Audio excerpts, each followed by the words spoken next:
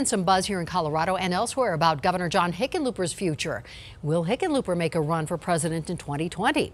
From an upcoming trip to Iowa to high-profile TV appearances and an editorial in the Denver Post, Governor Hickenlooper is not afraid to talk about 2020. It certainly sounds like at least several people want to know whether I'm running for president. Reporters didn't even have to ask the governor, is he considering a 2020 White House bid? Nothing has changed. I got 303 days left. My 100% focus is trying to make sure that we are able to deliver the innovation and the projects that we are so deeply involved in right now. The governor is focused on his agenda, saying he hasn't set up a political action committee, and an upcoming trip to Iowa is simply a speaking gig. I had several events yesterday, more people asking me if I was running for president than I think ever. Remember, Hickenlooper was on Hillary Clinton's shortlist. He's a Democrat with bipartisan appeal. It makes sense for his name to surface. And today, at least, he wasn't afraid to talk about it. Have you discussed this with your wife and son? I have discussed it with my wife and son. It was some while ago, but it's not something we talk about frequently. So what's next? When will we know if things are serious? I wouldn't expect a whole lot until, maybe even after the primaries. Marianne Goodlin is the chief State House reporter for ColoradoPolitics.com. If he really, really wanted to tamp this down, the first thing out of his mouth, I would expect at least, would be, that's not a conversation I want to have right now. He's not exactly doing that. And Mark Stewart also tells us that all of this heated up again after reporting by our news partners at the Denver Post mentioning Hickenlooper was meeting with key operatives. And the chatter has intensified since Hickenlooper began working with Ohio's Republican Governor John Kasich on health care legislation. Well, we've asked Denver Post columnist Krista Kafer, along with Blair Miller of the DenverChannel.com, to join us to dive deeper into this meaty conversation. So what do you think about a Hickenlooper run for presidency? I think it's great. I mean, the idea of having a president from a state west of the Mississippi, that would be wonderful.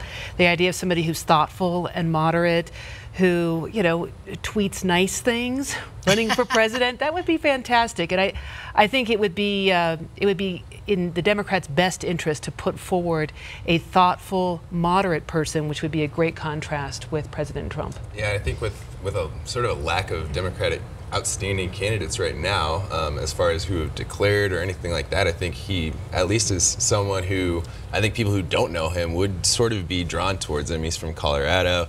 He's a liberal, but he is, like you said, he's a centrist kind of, and I think that could draw some outside voters, but it's interesting. I don't know what people outside of Colorado think of him. Well, I was going to ask you, are we being a little biased here because we know Governor Hickenlooper, we know what he stands for, but you're right, the rest of the country doesn't really know who he is. Yeah, I think, his healthcare push with Kasich last year, that helped get him a little bit of name recognition, but just talking to some of the people that I know from elsewhere, you'll say Hickenlooper and they're like, who is that? So I think he would have to, get his image bolstered a little bit. And would he be the right, you alluded to this, would he be the right kind of guy to run up against a President Trump who's already made it clear he wants to run? Well, and the party, the Democrat Party has moved to the left, so I'm not even sure he could win a primary.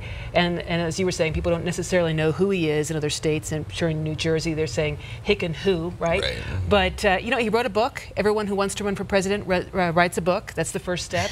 You start to talk to people, and there probably are a lot of people in this country who are just tired of extremes and really want somebody who's thoughtful, who's centrist. I think he'd make a great candidate. Yeah, and I think, like you said, I think a lot of these people, like the Democrats we've seen who have won over the past year, like Connor Lamb, they're not going out there and saying these extreme things. They're just kind of sticking with the core of the Democratic Party line right now, and that seems to be helping him. Although, now that you raised Connor Lamb's name, he was anti-Pelosi, and that seems to be a different sort of strategy for Democrats right now. Yeah, I think the Pelosi thing has definitely divided the Democrats a little bit, just because she is seen as a long-term congresswoman who is basically the sticking point of what liberals have been doing for the past little while. And so I think some are trying to separate. You see Kamala Harris and stuff doing sort of similar things, but when you look at what he was actually focused on, it's really not that much different from what most of these Democrats, including Pelosi, are talking about. Let me get back to Hickenlooper for one last question. Would it be Hickenlooper-Kasich, Kasich-Hickenlooper?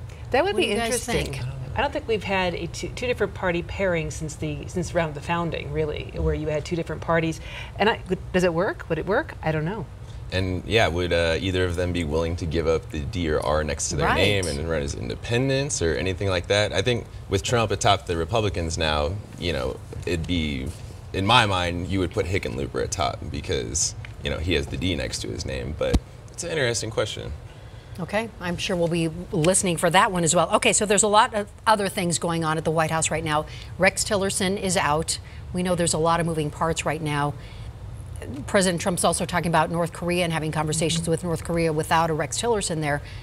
What does this all mean? Well, and also McMaster, looking at letting him go as well. So we're seeing turmoil practically at the time that we probably don't need turmoil.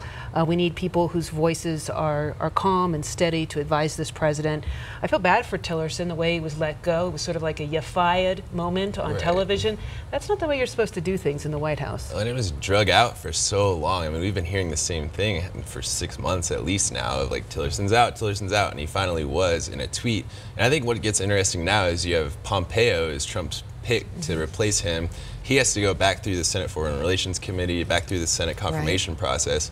He got 67 votes, I think, when he was confirmed as CIA director, but now Rand Paul, he's that tiebreaker on just the committee vote, so that's throwing things up in the air.